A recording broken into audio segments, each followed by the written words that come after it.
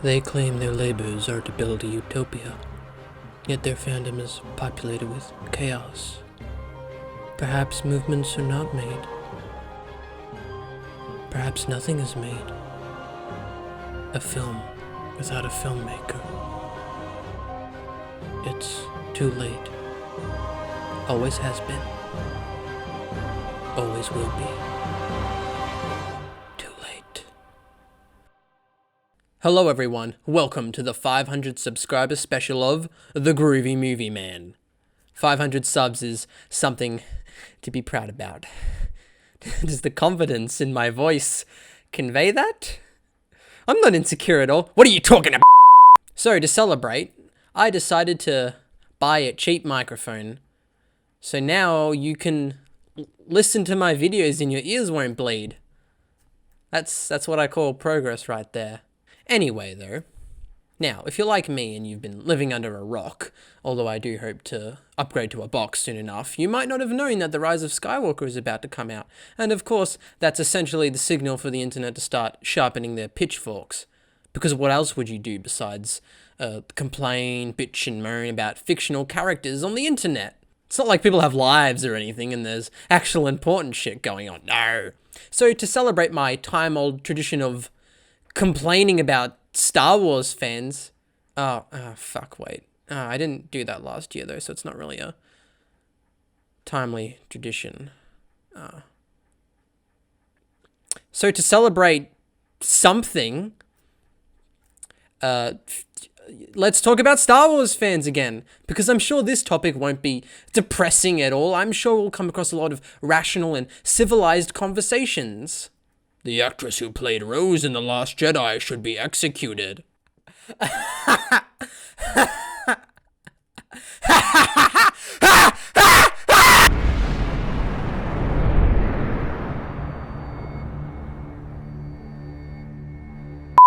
What is the Fandom Menace? At first glance, this probably seems like a simple, easy question, but I'm willing to bet that people will come up with a lot of different answers. Some would probably say the Fandom Menace is a general term to describe the recent backlash against Disney's Star Wars. Others would say it's a title that toxic Star Wars fanboys have given themselves.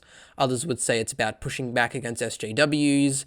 Others would say it's a group for bigots, essentially. Some would have a more flattering definition and claim the Fandom Menace is an inclusive group who simply wants to be able to have their criticisms of Disney's Star Wars heard in peace. Here's the thing. All these definitions are correct to some extent, and subsequently, all these definitions are wrong too. How can that be? Well, believe it or not, the Fandom Menace is sort of broken. From a conceptual standpoint, hence the title of the video. Oh, right. Dun, dun, dun! You're all meant to be like, oh, what? It's broken? What is this? Oh, I didn't really set that up very well, did I? Let's just move on. Now, for all you Fandom Menaces watching this video, please don't get angry, because this video isn't actually meant as an attack on all of you. I will criticize and make fun of some of you, but not all of you. The point is, this video isn't like a generalized fun rant about toxic fanboys. It's actually supposed to be an insightful investigation into why the Fandom Menace is sort of in this weird place. Instead of one of my usual videos where I rant angrily and fail to be funny, we're instead going to do some serious analysis and exploration while still failing to be funny. You will never escape my shitty humor, along with my inability to pronounce simple words. Oh god, I am so lonely. Anyways, let's explore why the Fandom Menace is quote-unquote broken, because someone has to menace the Phantom Menace. That was a Who Watches the Watchmen joke, but it didn't sound that good when I said it out loud. Shitty jokes that no one laughs at. That's how you know you're watching one of my videos. I'm a funny guy.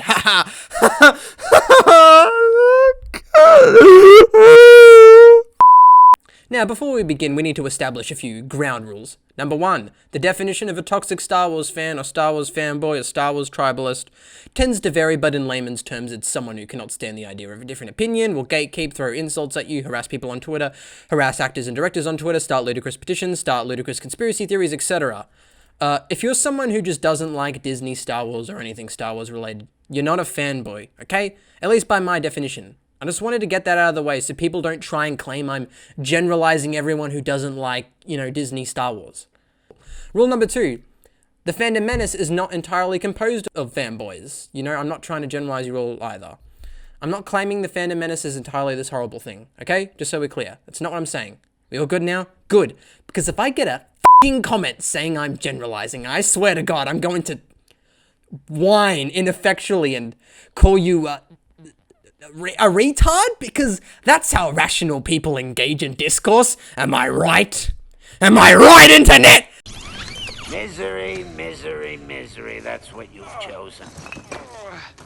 I offered you friendship, and you spat in my face. Now, I can't speak. Now, how did I come to this conclusion about the Fandom Menace being broken? Well, we need to go back a little. So, our adventure begins a long time ago in a... Jesus, I need to stop going off script to try and make jokes. It doesn't work. So, our adventure begins with the book you saw in the thumbnail, The Fandom Menace, A Fandom Betrayed. Now, I didn't buy this book because 1, it was $36, and I am way too much of a cheapskate to pay that much for something like this. And 2, the synopsis is really confusing. No, seriously, have you read the synopsis to this? You'd think a book called The Fandom Menace would be about the films and the fandom, but according to the synopsis, it's actually about fighting back against SJWs.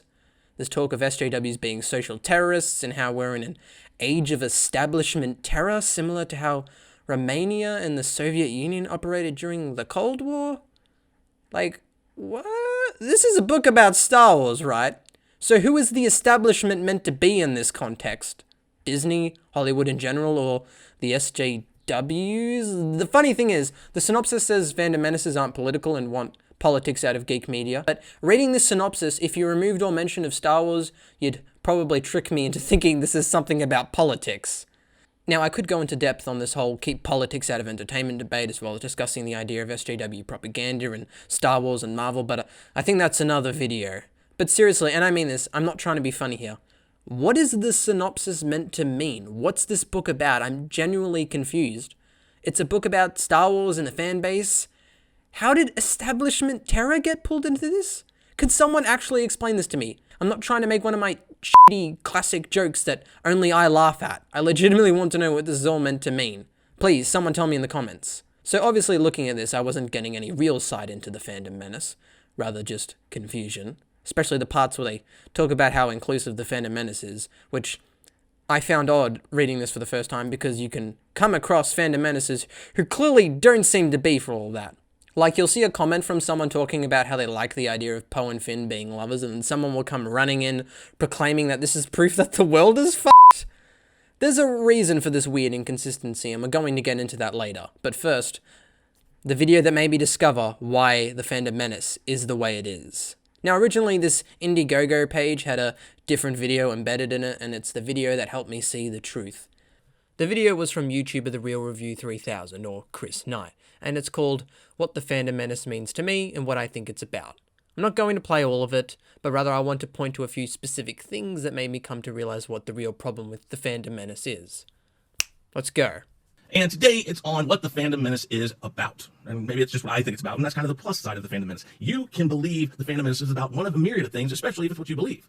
It's not something that tells you you have to believe this, you have to believe that, and if you don't believe in what we believe in exactly the way we believe in it, then you can't be a part of us. That's not what the Fandom Menace is about. This is interesting, and it sounds like a nice sentiment. It means whatever you want it to. It's personal to you. Sounds nice. Sounds being the key word here. Yeah, we'll be coming back to this. It's important. I liked The Last Jedi. I don't necessarily think it's a Star Wars film, and I understand all the problems that it has if you count it as a Star Wars film, but I can make concessions that make me believe that this fits in the line. Now, that's not necessarily a popular opinion in the Fandom Menace, but they accept my opinion. They listen to me. We talk about it. And at the end of the day, we're done. We don't get mad at each other. We just disagree, which is okay. But the Fandom Menace allows me to do that. That's good. I agree with Chris. This is what fandom discourse should be like, where people can have their opinions and discuss them, and at the end of the day, we can disagree and not get angry at one another. This has been a solid video thus far. Let's see what else Chris has to say. They just commented. Why? Because that's all they do. They're bots. They're part of a hive mind that thinks only one thing. And if you don't think the one thing, then you're gone. You're out. And we've seen it 1,000 times, those of you in the Fandom Menace. You've seen it 1,000 times where one of their ranks falls and decides to maybe agree with us a little bit, and then they're jumped on just as quick as anything. Because SJWs, NPCs, all of that bunch will not accept a different opinion. Okay, so like the Fandom Menace book, the enemy here are SJWs. Alright, let's see where this goes. This might clear up some stuff from the book synopsis that I didn't understand at all. And when you want to call us racist, those of you out there want to call the Fandom Menace racist, bigoted, homophobic, whatever you want to say, hey, we have all races, we have all sexes, we have all sorts of gender equality type of people, and all sorts of people that identify in many different ways. Lesbian, bi, transsexual, we have those people in our ranks. Why is it different, though? Because we don't tell you how to think. We don't separate that you were this or you were that you're a Jew or a Christian, or that you're black or you're white. Again, this is good. I like to hear that this group actually really is inclusive and doesn't discriminate. That's great. It also completely challenges the idea of the Fandom Menace I had prior, and some of the Fandom Menaces I've come across. Again, this is building towards something, I promise. There's a reason for this discrepancy. So moving on, let's hear Chris now talk about the problem he has with SJWs. You can disagree with a person's opinion, but you can still accept it and honor their ability to speak that opinion. SJWs do not do that. NPCs do not do that. They want you to be in a separate class by yourself. A black, gay, transgendered, Asian man. That's how they go. Not a person. You're not a person because, no, you can't just be a person. So really, who is racist? Who is the one gender swapping everything? Who's the one that's doing this to try to separate us and divide everybody around us? Is it the Fandom Menace, really? No, it isn't. It is the SJWs, the NPCs, the idiots out there who have no clue what they're doing. They follow the hive mentality. One person says one thing and you jump on and that's all you believe.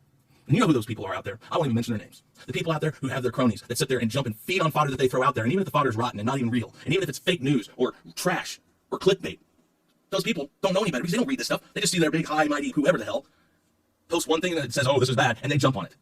Look at what you're doing. You have to read everything to know everything. You can't just look on the surface like SJWs and NPCs do. They look at the surface and then they jump on it, and that's all they do. They are their own clickbait. Alright, so we now have a clearer idea of why Chris dislikes SJWs and NPCs and all that so much.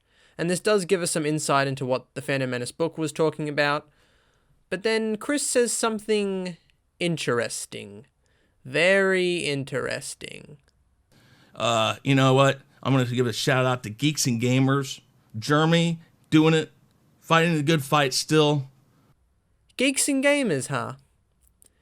An interesting person to give a shout out to, considering, you know, a lot of the things Chris just criticized SJWs for doing are things Geeks and Gamers does. Like, Jeremy, that's the guy who does Geeks and Gamers. He's admitted to just clickbaiting his videos and doing whatever gives him views. His channel is just a means to an end. He said that in a stream with Mauler. He's said, I clickbait my channel. Do I do what the algorithm tells me to do? Yes, was his answer, basically. The market determines the market, he said. Like, he referred to his content as clickbait. Like, he straight up admitted it. He says he just follows the algorithm. Brie Larson hate videos do well, so we'll just make 100 of those. He doesn't care about the quality of his videos or even if what he says is fact. He says it because people click on it. That's just the internet. It's odd that Chris would shout out someone who does all the things, well, not all of them, but some of the things he just criticized SJWs for doing, you know, clickbait and hive mind mentality and all that, because, you know, it'd be hard to argue that at least some of Jeremy's fan base doesn't have that hive mind mentality. You know what I mean? Now, you viewers might be jumping to a conclusion right about now, assuming that I've just exposed the blatant hypocrisy in the Fandom Menace. And to be fair, that was what I assumed too when I first watched Chris's video.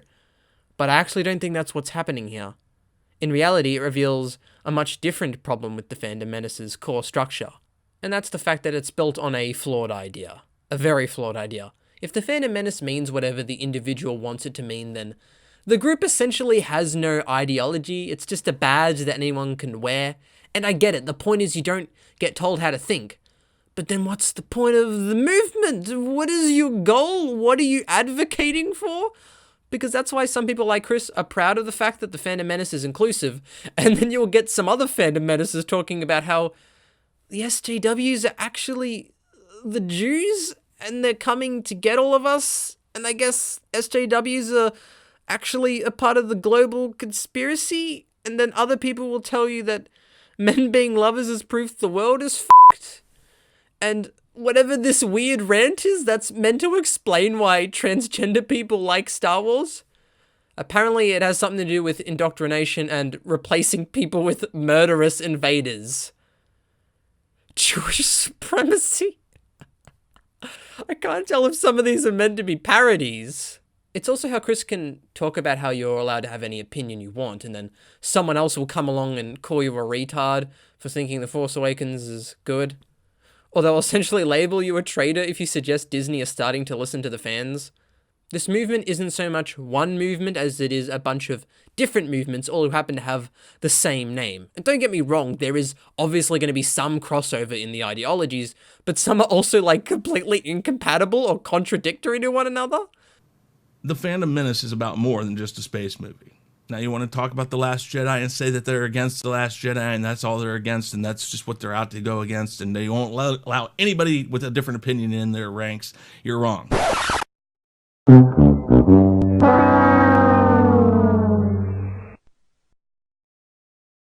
This is why I made a Watchmen parody at the start. The idea behind this all wasn't inherently bad. It just can't work in any practical sense.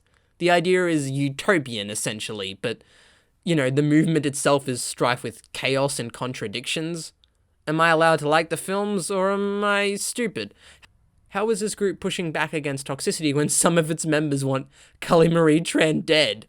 This is why I think so many people make assumptions about the Fandom Menace, because all of us on the outside are just sort of left confused trying to look in. When you see some people talk about how everyone is accepted and how they don't discriminate, it's then really odd when you see people talking about, I don't know, Jewish supremacy and spouting off that men are the superior race. Oh boy. The Fandom Menace was essentially designed to be a community that wanted to have their complaints about Disney's Star Wars heard in peace, but also in such a way so that all of its members were allowed to think the movement was whatever they wanted it to be. The movement means nothing as a result. It's not so much a grand backlash as it is some nebulous backlash with all over the place goals and motivations. You could say some of these more toxic fans aren't the true Fandom Menaces, but you then go against the one consistent rule of the movement. We don't tell you how to think. It means what you want it to mean. You see what you want to see. The Fandom Menace is fascinating in how broken it ultimately is. Again, going back to the Watchmen parody, the point is that it's a flawed thing that will never be right. It's too late, always has been and always will be. You can't say something isn't the true spirit of the movement, because that would be telling someone how to think or telling them that the group isn't allowed to mean what they want it to mean. The Fandom Menace's existence is almost paradoxical, because to fix its inconsistencies would require you to remove its one consistency. But if you remove its one consistency, then it ceases to be the whole conceit of the Fandom Menace. It blows my mind. This is so fascinating to me. This is why I said everyone's definition of the movement was both wrong and right, because it truly is all of those answers and none of them at the same time. It's Schrodinger's movement, essentially. Is that the right use? Is that the right use of the term? Jeez, I used to think I was good at English in school, but now I'm having second thoughts. Anyway, the Fandom Menace, when you really boil down to it, is this utopian idea of everyone gets to impart their own meaning for what they want the movement to be about. But that's not how, movements work. You know, you usually follow a movement because your thinking aligns with them, at least in general. Not because the movement, you get to choose what the movement means. The conceit of the Fandom Menace is that everyone's thinking no matter how different can coexist, but that doesn't work because you're all ostensibly arguing for completely different things. The Fandom Menace isn't broken because it's inherently toxic or anything like that. Far from it. It's broken because it was constructed on a noble but flawed idea. It's a house with the lights on, but nobody home. A badge that means nothing.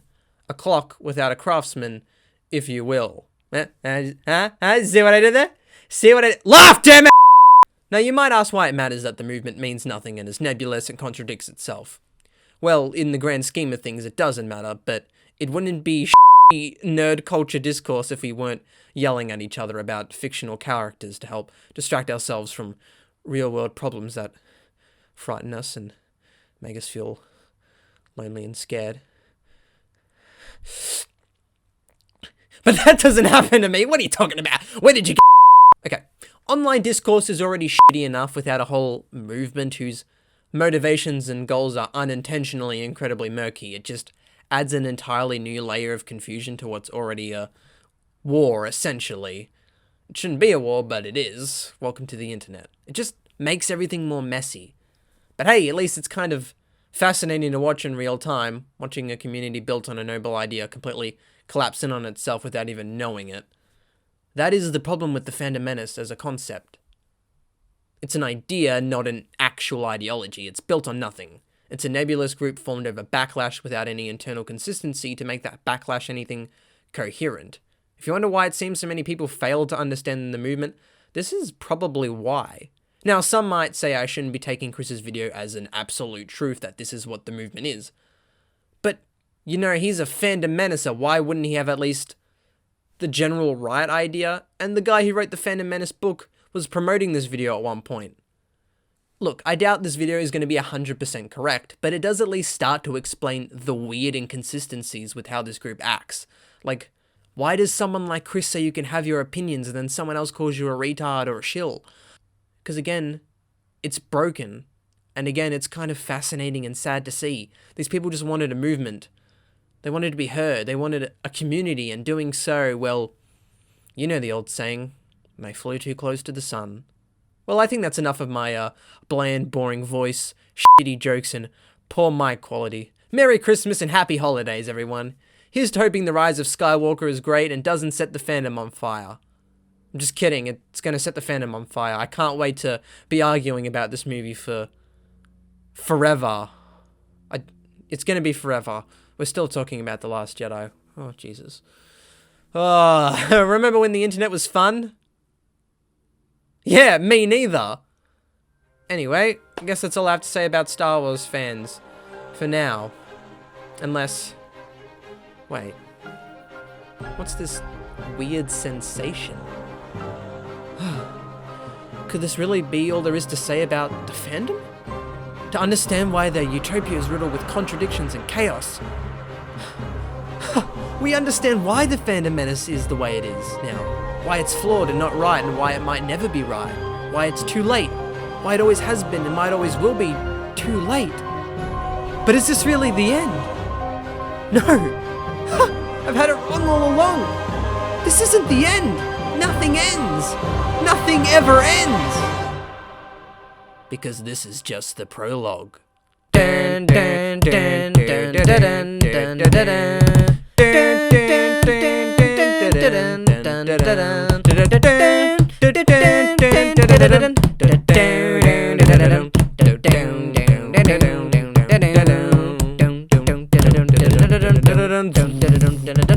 May the Force be with you all, guys. Peace out.